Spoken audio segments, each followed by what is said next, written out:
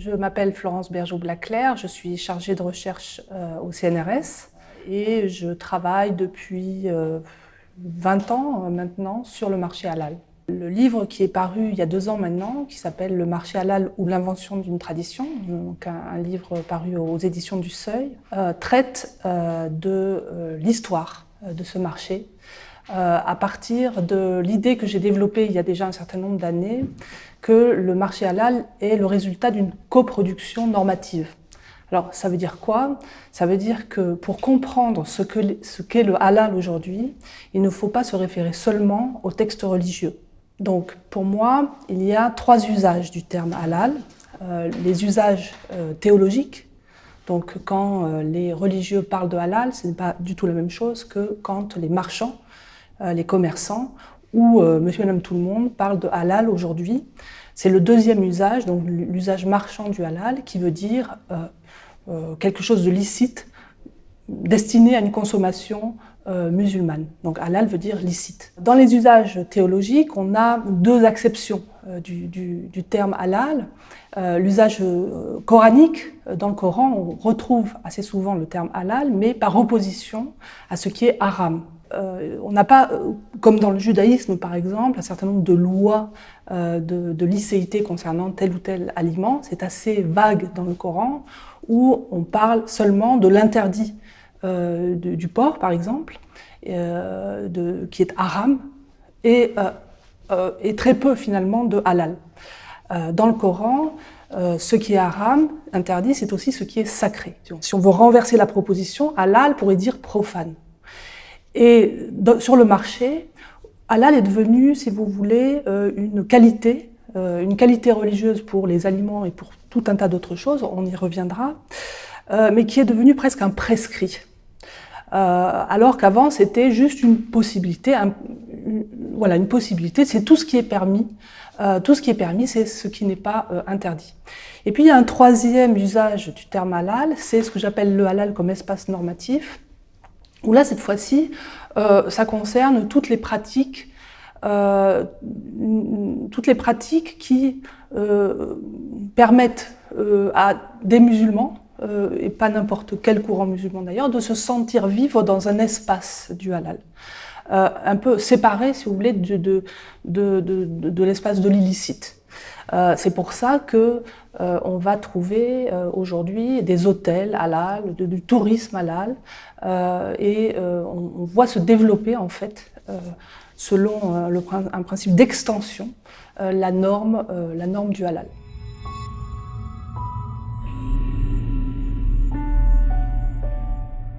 Quand je parle de tradition inventée, je fais référence à une expression forgée par un historien britannique, Eric Hobsbawm, qui parle de tradition inventée pour la distinguer de la coutume. Quand je parle de tradition inventée dans ce cas-là, je parle bien du marché halal, bien sûr, et pas du halal en général. C'est bien l'usage commercial du halal qui m'intéresse dans ce livre. Donc c'est bien le marché qui a été inventé, c'est le résultat d'une coproduction. Pour moi, c'est le fruit d'une rencontre, pas forcément programmée, entre le fondamentalisme musulman et sa résurgence dans les années 70 et le néolibéralisme qui devient un peu le paradigme économique dans le monde. Donc pour moi, le marché halal est né de cette rencontre-là. Comment je suis parvenue à cette conclusion-là? C'est tout simplement en partant du bas, c'est-à-dire en commençant mes recherches dans les abattoirs dans les années 90. Je m'aperçois que la plupart ce qu'on appelle les sacrificateurs musulmans sont arrivés dans les années 70-80. Au départ, ce sont des Iraniens. Le commerce, comment ça se passe?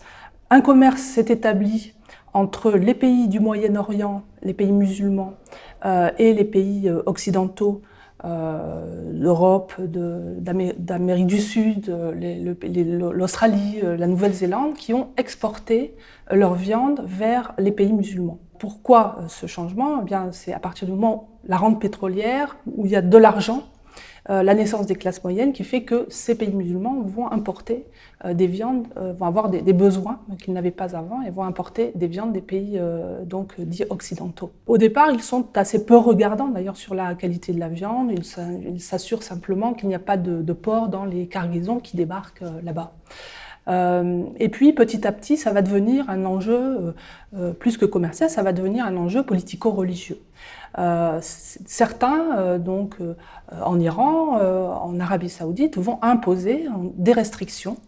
Et ce qui va amener, bien sûr, une pénurie dans ces pays-là. Et on va décider, pour que le commerce puisse se poursuivre, de faire des contrôles finalement au départ, c'est-à-dire dans les abattoirs. Évidemment, il n'y a rien qui est précisé dans les textes religieux sur la façon de contrôler la viande dans un contexte industriel. Donc on va inventer ce protocole d'abattage qu'on va appeler halal. Un acteur qui était très important, c'est l'Iran. Quand l'ayatollah Khomeini arrive au pouvoir en 1979 ou 80, il va tenir un discours public qui va avoir des retentissements dans le monde en disant « on n'importera plus la viande mauvaise et pourrie d'Occident ». Bien sûr, c'est une stratégie politique à l'époque, et il va revenir bien sûr sur sa décision en exportant finalement ses personnels religieux dans les abattoirs en Europe, en Australasie, en Amérique du Sud, pour qu'ils contrôlent la viande sur place. Et ils vont jouer un rôle très important dans la mise en place d'un protocole d'abattage halal.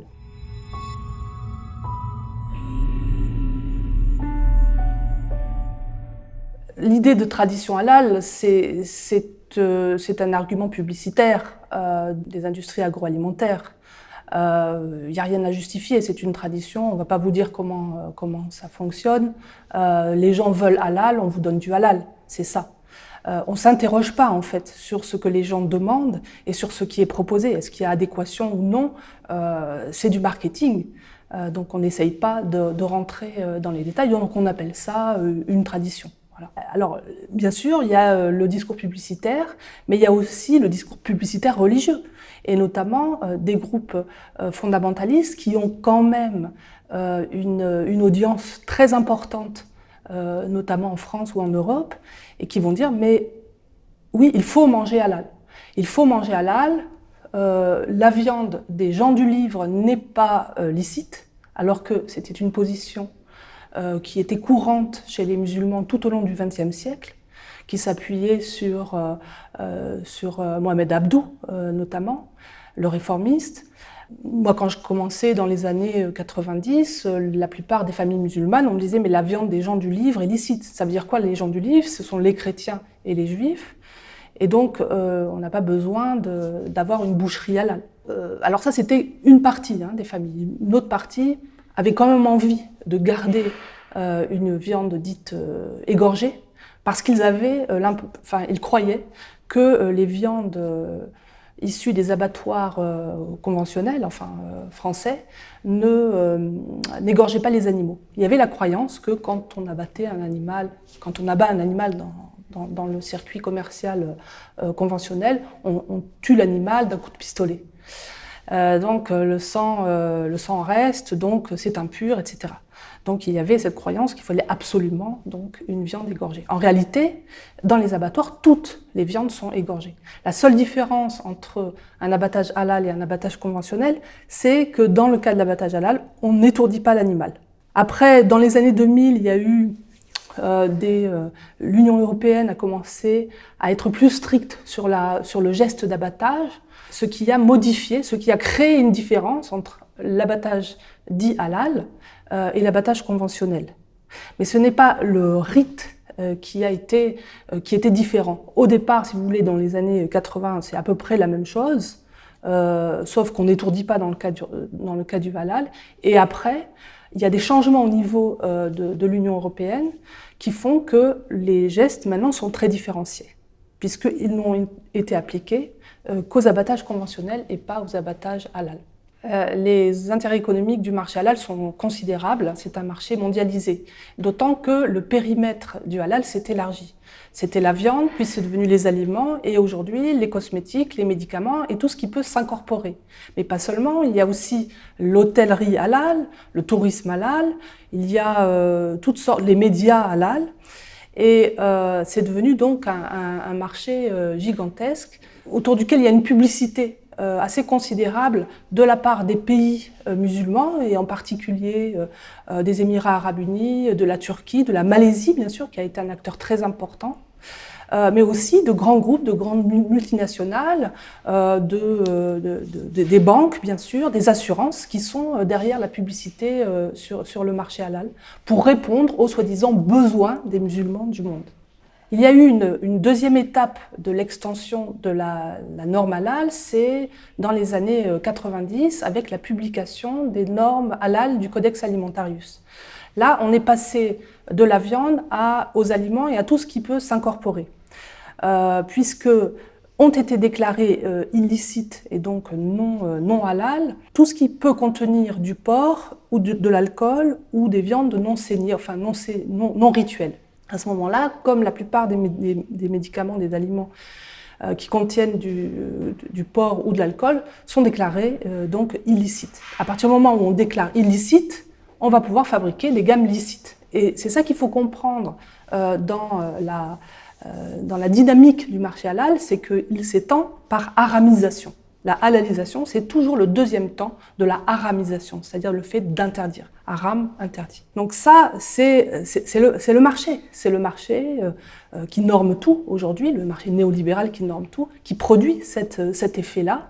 Et les religieux suivent, mais pas n'importe quel religieux. Certains groupes qui sont légalistes, qui ont une conception du religieux, ce que j'appelle fondamentaliste. Il y a des groupes religieux, certains soufis ou certains libéraux, qui n'adhèrent pas du tout à cette conception marchande du halal.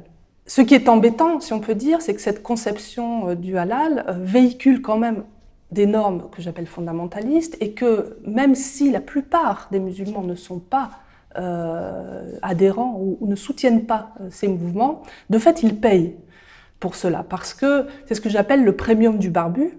À partir du moment où vous pensez qu'il vous faut manger une viande saine, bon, en conformité avec ce que vous croyez, vous avez la foi, vous êtes musulman, vous allez aller à la boucherie, vous allez être tenté d'aller à la boucherie tenu par un salafiste, par exemple, qui a la barbe, qui a toute une éthique de pureté qu'un musulman, je dirais, ordinaire, enfin pas fondamentaliste, n'aura pas nécessairement. Donc c'est là que, évidemment, il va lui donner un avantage normatif et économique. Et c'est comme ça que le marché halal progresse de façon considérable. Ce n'est pas par adhésion à la norme religieuse, mais par choix consumériste.